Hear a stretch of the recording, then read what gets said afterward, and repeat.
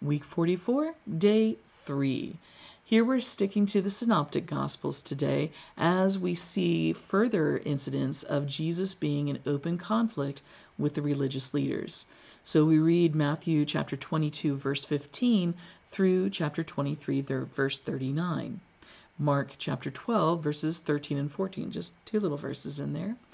Luke chapter 20, verse 19 through chapter 21, verse 4, and then we go backward to chapter 13, verses 31 through 35. The focus here is on the efforts of the religious leaders to trap Jesus by their questions. Now, they ask questions, for example, the Sadducees send a representative to say, if a man is married and he dies, and the widow marries his brother and then he dies, and so on and so forth until she's wed the 7 brothers and they've all died, and she still has no son, to whom will she be married in heaven?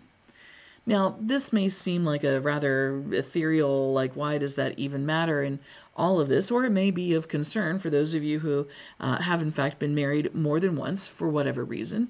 Which one am I married to when we get there? And Jesus says that's not the point. But what he ultimately points out is that the Sadducees who bring up this question, they don't believe in life after death.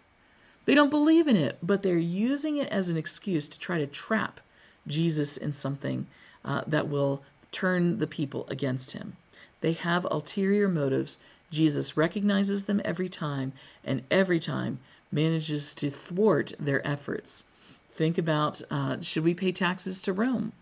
Those who are zealots and looking for Jewish independence, especially from a Messiah, no, we shouldn't pay taxes to Rome. That would seem the obvious answer.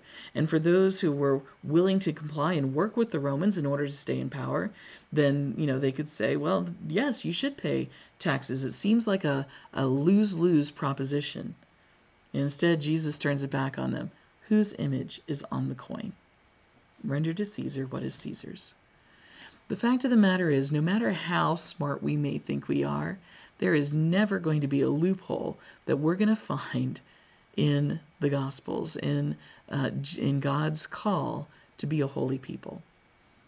What God has done, because we can't live up to those standards, is made a way to be restored because a sacrifice is made, this time in the form of Jesus Christ. And so, for those that you encounter, like, I know better than God, well, A, know that they're wrong. And B, know that they still need Jesus. And never give up trying to share with them the joy that Jesus brings into our lives.